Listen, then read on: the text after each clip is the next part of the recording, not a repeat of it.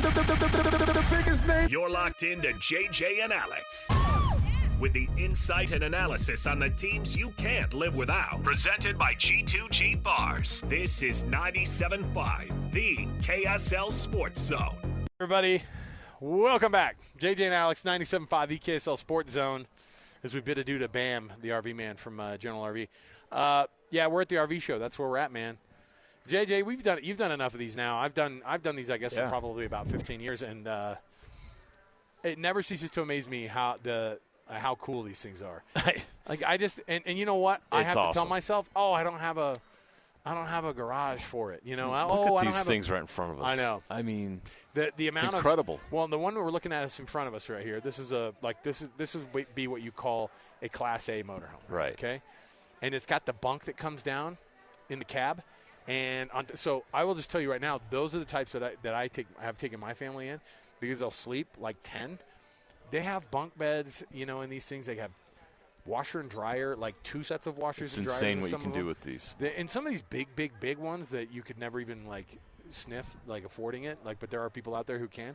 They have like marble floors and stuff, dude. Like they have like quartz countertops and Sub-Zero, fridges and stuff in it. 75-inch televisions. Yeah. I was thinking about who could actually afford something like that. His name is Steven Sylvester. He joins us on the program right now. Sly, what's going on, man? Thanks for being with us. Yeah, man, when you guys get a sugar mama like me, you can afford things like that, you said it, not us. But from now on, you will be the sugar mama of the show. Again, you know she's not listening, so. Exactly. See, JJ knows. JJ knows. I know what I can get away with because I know when my kids and my wife aren't listening, which is all the time. If there's something you don't want your wife to know, say it here, Sly. We're here. Our show is brought to you by G2G Bars and Sly. I needed to mention that because before we got all the way into it here. So as we kick things off here, Sly, first of all, did you have a combine invite? I can't remember what the world was like back in the day when you were getting into the league, and how big of a deal a combine invite was for you versus now when guys have all their pro days and stuff. It just doesn't seem it's as necessary now. But remind me what your story was with the combine and your path to go into the Steelers. Yeah, man. Combine was everything. You know, first of all, I didn't have the greatest agent, you know, starting out. And so he didn't do anything. I didn't know that I got invited to the Combine until 2 weeks before. What? And I had gotten to the Combine, invited to the Combine back in December. But it was a lost email or something like that. And, as an agent, even my All-Star game was the same situation. I didn't know I was going to an All-Star game. I was reach out to the All-Star game and find out if I'm on the roster or not. That's the least you could do as an agent. Same thing with the Combine. Never did that. Somehow, some grapevine, I found out that I got invited to the Combine, so I had to switch up my whole training regimen to get ready for that because, the Combine's not like football stuff. It's more like track workouts as far as the 40 times and the shuttles and all of that, and then got to get ready for the position-specific drills and stuff like that. So that was kind of a late add to that as far as my game planning, but the Combine was everything back in the day. I really don't understand what it is today, but, it is the same. NFL teams know who they want, but these are the opportunities for guys to be able to get on people's radar that weren't on there before. So if you can make your time shine, anytime you can get some media visibility, take advantage of it. So for these guys from Utah that are going to get that Combine invite, how much of a difference will that make for them as opposed to just going to a pro day? I mean, it's huge, right? Because I hate to say it, but these fan boards, message boards, and everything, they mean a lot. If some teams are talking about, man, we could use that guy. Oh man, he's 6'7" and ran a 5 flat 40 with 330 pounds. That's moving. That guy would be a great tackle. Those things are great because they can get on the team oh, you guys suck. You guys should have drafted Steven Sylvester, but you guys missed the opportunity, yada, yada, yada. And like Puka Nacua, how many guys missed on Puka Nacua, and now, the Rams got him. So I think that the Combine is an opportunity for guys who who are on the border or don't have a shot at all could actually be drafted in the later round. So I think if you could take any opportunity, especially for the year that Utah had a terrible year. So if you could showcase, like Kirry Reed and Junior Tafuna have had great showcases in the All-Star game. If they could follow that up with great showcases here in the Combine, great showcases at the Pro Day, that's just all the more to help them in their case, right? And you look at that, that's what, 4 activities between All-Star game. They had a Poly Bowl, they had the Reese's Senior Bowl, now they'll have a Combine. And if they could show there, they could lift their stock up like crazy and not look at how bad Utah's season was. Sly, one of the things that's interesting, too, is to watch these Senior Bowls and the Senior games that they get to play in, because that's also important from the standpoint of coaches actually being able to get in there with you and mix it up. How big of a deal is it for those guys to be able to have those extra experiences there at those Senior Bowls? Because that, to me, is where some of these guys like Ziggy Ansah, who came out of BYU, and they're like, yeah, he's an athlete. It's great. It's awesome. But he had such a good Senior Bowl that it was like that put him on the path, and then it got him to the Combine, and then it got him to a number 5 overall pick. Being able to be coached by NFL guys at those Senior Bowls is invaluable, right? Being coached by him is not that. I mean, I was coached by him at the All-Star game, and I'm just like, this is it. This is whatever. It's the exposure, right? You know, this is what I tell people all the time is, like, you got to be ready for opportunities. The windows of opportunities will present themselves, and at that point, you don't want to get ready. You want to already be ready. And so I feel like the All-Star games and those Senior Bowls are more of an opportunity for you to showcase. Because I've talked to guys that went to the Senior Bowl, and they're just like, man, I may have got 3 reps. There's so many guys in there, you're not going to get that many reps. And, you know, one coach is going to fall in love with somebody else and want them person to do it. Like, being coached by them isn't that much, but, like, if you could take advantage of your small window of opportunity and just be somebody and kill somebody somewhere. Like, there was a lot of D3 guys that did well in the Senior Bowl that got the invites, and they made a name for themselves. And, you know, in all of 4 reps, you're not going to get that many opportunities. So I think it's that aspect of it, not so much being coached by them, because you're running cover 2 and man coverage is not that crazy. And so aside from the meetings, you know, you're very nervous anyway, because you don't want to mess up and say the wrong things in the hallway or in passing or anything like that. So you're already on eggshells. But on the football field, it's pretty regular. I'm going to read a list of the guys that got invited here to the Combine from Utah. Tyler Batty, Jalen Royals, Kirry Reed, Junior Tafuna, Brant Keithy, Jeff Bossa, and Jackson Dart. What name did I not read off that should have been invited to the Combine? What player from here should have had a chance to go and perform there?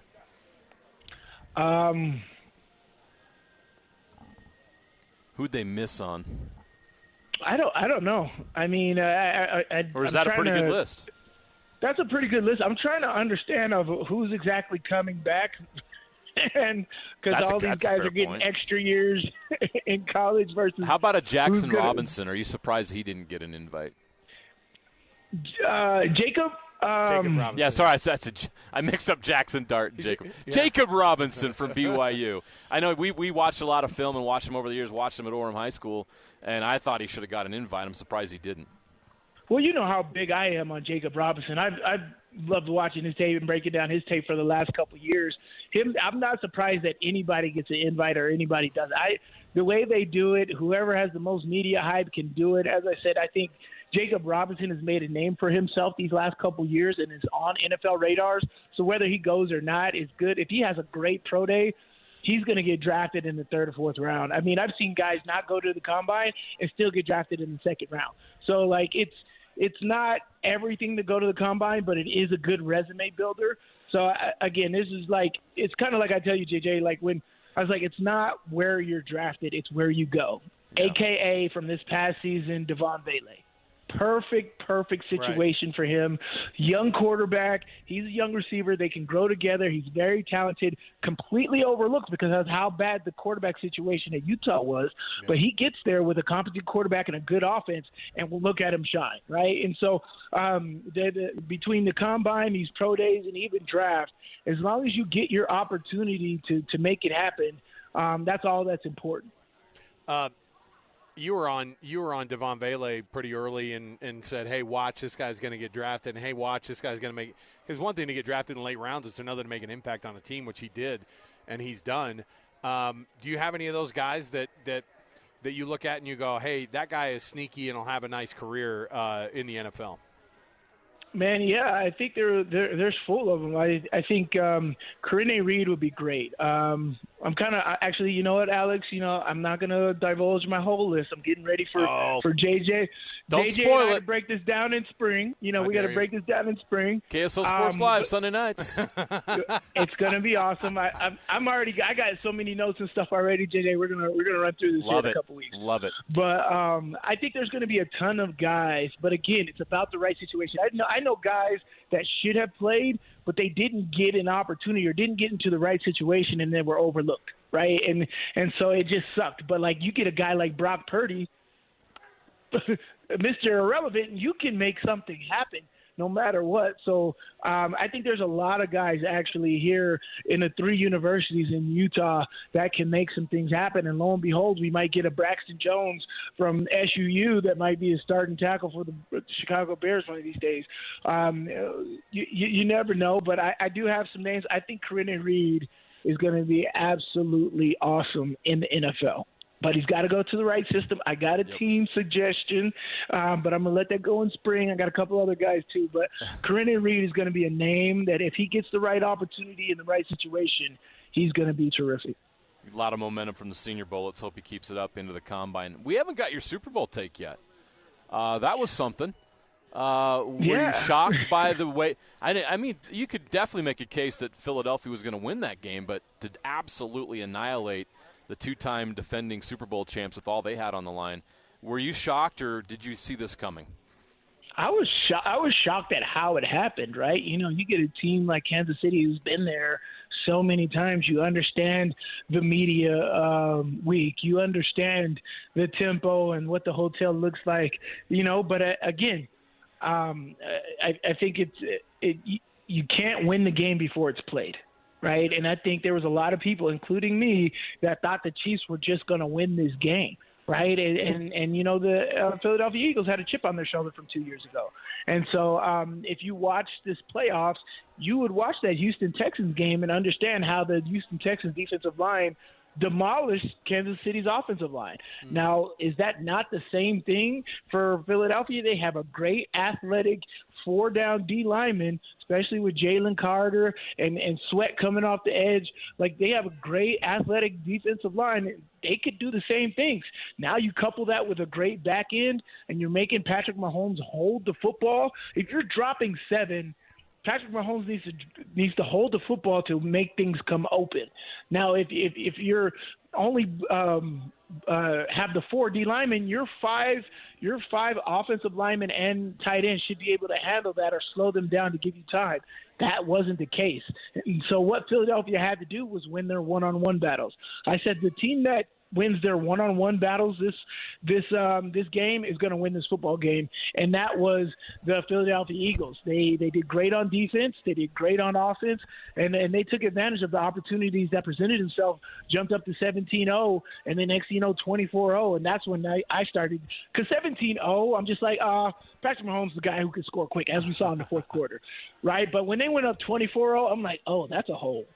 Well, that's hard. And it was also – you're up 20 or you're down 24-0. You get the ball first, and you absolutely look still terrible. Your very first drive, you don't go anywhere. Travis Kelce's standing around watching this happen. That's what I was going to ask you about. Like Travis Kelce's tape, it's pretty bad because anytime you watch anything in slow motion, it feels like you could break everybody down and say that they did terribly. But people are saying Travis Kelce had the worst game of his career, not just because they lost like they did, but his film looked terrible. He just did not. He missed blocks. His routes were terrible. Like, he's getting absolutely killed on there. But at the same time, why would you retire when Patrick Mahomes is your quarterback? Well, Patrick Mahomes is a quarterback that's protected each and every week and can play 25 years like Tom Brady. So you're not going to keep up with that, that's for sure. But, like, for me, I just got to go to Travis Kelce looked like crap all season. You're not wrong, no, I'm not gonna say crap, right? Because he still had 800 yards. He only scored 3 touchdowns all season. You're right. He had almost 100 catches too. But those 3 touchdowns didn't come till he played in Pittsburgh on Christmas Day. That was late in the season when he got those touchdowns. That was Noah Gray, their other tight end. I thought he was better. Noah Gray's good, but I just think that Travis Kelce, I mean, he didn't look great all season. Like his 97 receptions, they force the ball into him. You know the receptions that he gets. He gets like little smoke screens and little Patrick Mahomes is getting out of the pocket. Let me flip something to somebody. Little backyard football type plays is where he gets a majority of his receptions. He didn't have that great of a year. So I wasn't surprised by his Super Bowl performance, right? I was more surprised at Andy Reid and the whole team not adjusting. Like you can see, you can't block this defensive line. There's other plays that you can do to nullify that, right? Get Patrick Mahomes out of the pocket, chip the end, and do sprint right options like John Elway. Like why weren't they doing that? Patrick Mahomes was great out of the pocket. And so, like, that adjustment and the creativity from Kansas City was totally missed. And that is honestly a conspiracy theory. Like, why was that? And so, like, but that was more surprising to me to everything is the adjustment or lack thereof from Kansas City throughout the entire game. Hey, Sly, real quick, when Aaron Rodgers ends up as a Pittsburgh Steeler here. Hell no, don't say that. Don't say that. I just love it. Vegas says it's going to happen, Sly. I can't imagine. Vegas is usually right. No way that Mike Tomlin would ever put up with something like that, right? Well, I mean, the Super Bowl that Mike Tomlin lost was against him. I hope he doesn't freaking pick him up. That was so stupid. First of all, Aaron Rodgers, even if he has a good year, does nothing for your organization. Even if he has a good year, he's not going to lead you to the Super Bowl. That's not going to happen, right? You give the keys to Justin Fields. Just do it. And I think the Steelers will. They're a smart organization. Do not get into the Aaron Rodgers saga. Do not. I think the Raiders are the dumb organization that will do something like that. They can manage a one-year quarterback type thing. I think the Steelers would be better off getting Kirk Cousins than Aaron Rodgers. Do not get Aaron Rodgers. I cannot. He's a great player. He's teetering off into the still, but there's just too much that goes on with him that leads to distractions within the locker room, and then you're not playing as a cohesive team. And I don't think he's a real team player this late part in his career. He's more looking out for his individual self, and that will never, ever work out, especially in Pittsburgh. Couldn't agree more, Sly. He's a future Hall of Famer, but at this point, he's not going to take you where you want to go. It's just not worth it. Before we cut you loose, a way too early from you for next season in the NFL. Is this Eagle thing? Is this train going to keep going? They were special in that Super Bowl. Are they the favorites again next year? Do you think the Chiefs can make a couple corrections, or do you think it's finally somebody's time like Lamar Jackson or Josh Allen? Who do you think is going to be the best team in the NFL next season? Well, I think the Kansas City Chiefs are on notice, right? You know, they've been shown to be beatable. You know, they had a 15-2 regular season, and the way that they were obliterated in the Super Bowl, people are going to be after them and making sure that doesn't happen again. I know Patrick Mahomes is going to be motivated, but other teams, I think the word is out on them. But the Philadelphia Eagles, they're unique, right? And old school football. If you can run the football, you're going to win a lot of games, right? Because you can control the clock. You are you're mentally demoralizing your opponent by being able to run the football. How many times did the Philadelphia Eagles make their opponents quit because I can't stop Saquon, I can't stop Jalen Hurts, I can't stop Kenneth Gainwell, I can't do anything because I'm so worried about the run. Then they hit the play action and AJ Brown hits it over the top, or Devontae Smith hits it over the top. Like, they are very, very talented from that standpoint. They have an extremely young defense. A rookie catches an interception for a touchdown in the Super Bowl. Jalen Carter is a freaking beast. He's Aaron crazy. Donald. He's the next Aaron Donald. Then you got Sweat. Like, they have a very young defense. They'll need a couple of positions that they'll need to replace if Zach Braun gets another contract and he leaves and leaves for the money, which I think he should. They'll feed that. But Nakobe Dean didn't play in the Super Bowl. Brandon Graham, they'll have to replace him. But for the most part, Blankenship is there. I think Darius Slay should be back there. They're a dangerous football team all the way around.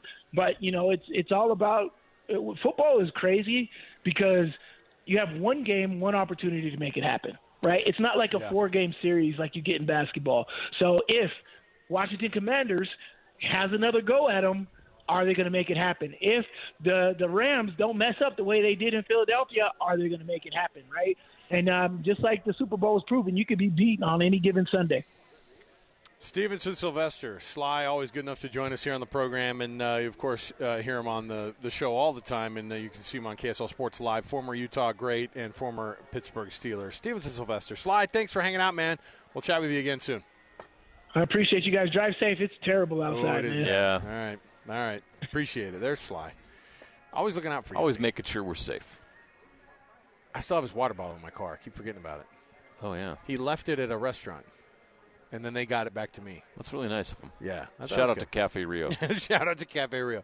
By the way, this portion of the show is brought to you by Trajan Wealth, TRAJANwealth.com, for all your trusted local financial needs and retirement. TrajanWealth.com. We'll come back. We've got more. Stay with us. NFL Roundup is, or the NFL Blitz is next, and then we're going to get you ready for Jazz pregame coming up at the top of the hour. Stay here, 97.5, the KSL Sports Zone.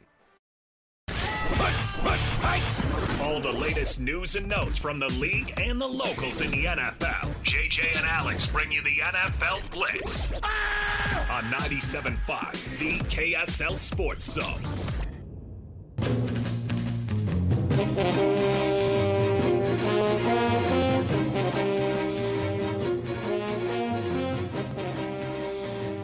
All right, everybody, welcome back. JJ and Alex, 97.5, the KSL Sports Zone. Alex, Kirry, Jeremiah Jensen. We are at the RV show here in Sandy. Man, I'll tell you, I get jealous of people who come down and they go, you know what, I'm going to pull trigger on this thing. I'm going to get it.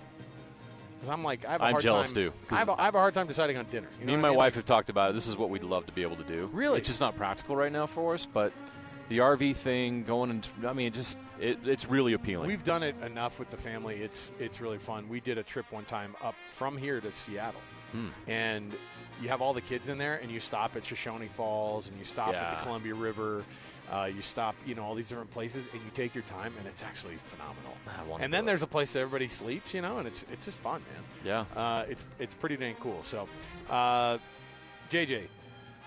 We joked about Aaron Rodgers and whether or not Sly Steelers would take him. That actually is where the best odds are. I know. We on talked earth? about it a couple weeks ago. I said Steelers makes a lot of sense. Does it, though? Because didn't they just see the tutorial that the Jets just put everybody through, which is this guy comes in and he's a problem from being off the field to on the field, and you're not going to get everyone thinks, oh, you're going to get this. Justin Fields is going to learn under the tutelage of Aaron Rodgers. No, he's freaking not. And I'll tell you what happens too, because they made it official now. The Jets are saying they're not going to do it. They're not going to keep going. It's the right move. Apparently, allegedly, one of the conditions was you're going to come in, you're going to do full camp, and you're going to work your butt off, and also you're not doing Pat McAfee show during the year. That's the kind of thing you tell Aaron Rodgers, and he's not interested in hearing. Right. So I think it's an easy one for them to tell him, and then he just goes, what's more important, the team or your status? I'll already finish it. Your. Yeah. Uh-huh. For him, your. But I'll say this with the Steelers. Sly's probably right, and I hope the Steelers are smart enough not to go that route. But sometimes organizations like the Steelers are thinking, we have our stuff together. We have a culture. We have a way of doing things. Maybe it'll be different with us because we need a veteran quarterback to lead this team because we think we can win a Super Bowl. And that's, I think, the mentality that's there right now. And I don't think that's the right mentality because I don't think the Steelers are even close. I think they're a tier below the other contenders in the AFC, and that would be a bad decision. But sometimes in those organizations that do have a strong culture, they think, okay, we're one veteran quarterback away. Maybe we roll the dice on this and see if it works. I think it would be the wrong way. I think they just need to go with Justin Fields. I agree with Sly. But it's got to be tempting if you're the Steelers to think, they'll at least look at it. I'll tell you, it'll be different for us, they'll think. I'm not, yeah, and Look, I will say the Steelers are a much more put-together organization than the Jets are, obviously. If you are a Jets fan, I'm just going to tell you right now, the interaction that they had with the whole Aaron Rodgers situation, how it went down, you should actually be really excited about your new brass. Like, they took a real problem situation and they said, we're done. Yeah. And that's actually a huge step for them. They'll still fumble it somehow, but that was a good first move. All right, we'll take the break here. We'll come back. When we do, we've got our final segment here before we get you ready for the Jazz pregame coming up top of the hour. Jazz Clippers coming up on the Jazz Radio Network and right here on 97.5 VKSL Sports Zone. Stay with us. Wrapping up the hour with our picks for the best and worst moments on today's show. As JJ and Alex want to hear your best and worst of the day.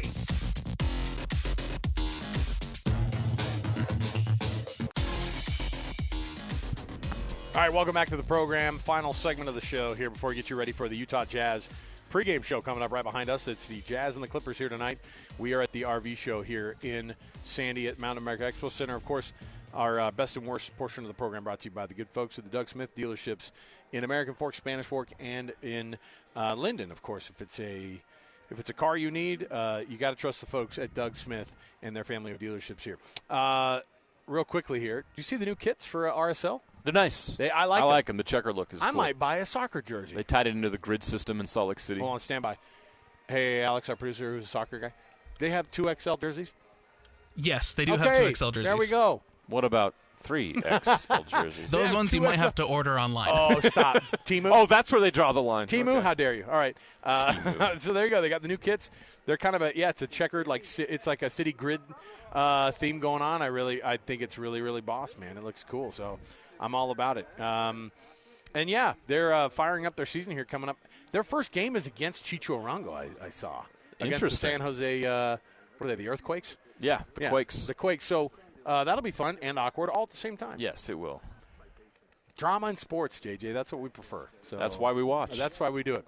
We're here at the RV show, as I said. And before we get out, we're going to chat one more time with somebody here. Ken is here with us from Ray City RV. Ken, go Birds, because this is a sports show, and you're from Philly. So congrats. Yeah, go Birds. Give you some love. Two Super Bowls in the last 10 years. You guys are. Boy, this is like an embarrassment of riches, so we're happy for you guys. Yeah, thanks. Tell us a little bit about what's going on at the show. First of all, what do you guys specialize in at Ray City? What's like your bread and butter? What's the thing that people come and see you guys up in Road for? Yeah, so we have a little bit of everything. We've got, entry trailers starting at $14,995. Wow. Great little family bunkhouses for $14,995. Nice. And we go all the way up to Class C motorhomes, B-plus diesel motorhomes, and then we have everything in between, big fifth wheels, toy haulers, you name it. We're here to serve the community. We've been in business 79 years, family-owned and operated, and we love helping out our community and getting great deals and getting our customers and the community out camping. What are some of the things right now that are hot in this market, in this industry, in the RV game? Yeah, the Class C motorhomes have been really, a lot of interest in those because they're easy to get out and use. And, just stuff that people can get out and start camping with. I think with COVID kind of, everybody went out and started to get outdoors more. Yeah. And it really kind of created a new group of campers, families getting out together. And that's the best part about it. I was telling JJ, too, we've been able to take our family out a couple times in the RV and check some stuff out. It really is unbelievable. It's not just a road trip. Like the whole thing is a vacation built in to getting to the destination, being there, and coming back again. It's really fun. Yeah, absolutely. It's getting everybody together and sharing that experience with everybody the whole way, the whole trip. We appreciate it, Ken. Thanks for hanging out with us Thanks, today. Ken. Yeah, Ray City thanks. RV. Go Birds. Come check them out. We've got more to go right around the corner. He's got the Super Bowl glow. Yes, he does. I'm Congrats. jealous. I know. We'll come back, of course, tomorrow. You've got your Jazz pregame coming up right now on 97.5 VKSL Sports Zone. We'll see you tomorrow, everybody.